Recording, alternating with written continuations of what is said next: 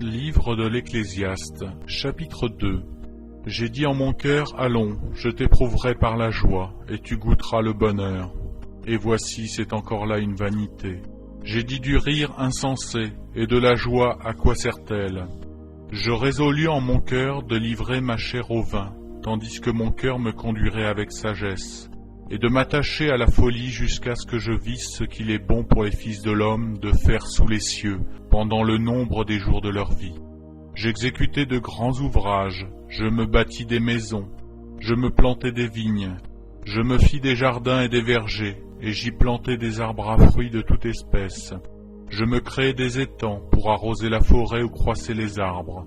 J'achetai des serviteurs et des servantes, et j'eus leurs enfants nés dans la maison. Je possédais des troupeaux de bœufs et de brebis, plus que tous ceux qui étaient avant moi dans Jérusalem. Je m'amassai de l'argent et de l'or, et les richesses des rois et des provinces. Je me procurai des chanteurs et des chanteuses, et les délices des fils de l'homme, des femmes en grand nombre. Je devins grand, plus grand que tous ceux qui étaient avant moi dans Jérusalem, et même ma sagesse demeura avec moi. Tout ce que mes yeux avaient désiré, je ne les en ai point privés. Je n'ai refusé à mon cœur aucune joie, car mon cœur prenait plaisir à tout mon travail, et c'est la part qui m'en est revenue. Puis j'ai considéré tous les ouvrages que mes mains avaient faits, et la peine que j'avais prise à les exécuter. Et voici, tout est vanité et poursuite du vent. Il n'y a aucun avantage à tirer de ce qu'on fait sous le soleil. Alors j'ai tourné mes regards vers la sagesse, et vers la sottise et la folie. Car que fera l'homme qui succédera au roi? Ce qu'on a déjà fait. Et j'ai vu que la sagesse a de l'avantage sur la folie, comme la lumière a de l'avantage sur les ténèbres.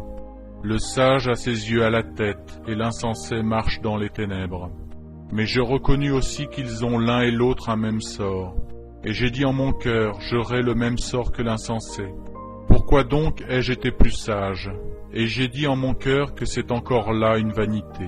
Car la mémoire du sage n'est pas plus éternelle que celle de l'insensé, puisque déjà les jours qui suivent, tout est oublié.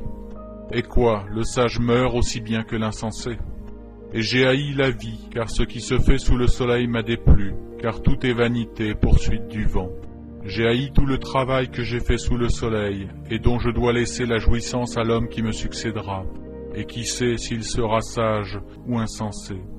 Cependant il sera maître de tout mon travail, et de tout le fruit de ma sagesse sous le soleil. C'est encore là une vanité. Et j'en suis venu à livrer mon cœur au désespoir, à cause de tout le travail que j'ai fait sous le soleil. Car tel homme a travaillé avec sagesse et science et avec succès, et il laisse le produit de son travail à un homme qui ne s'en est point occupé.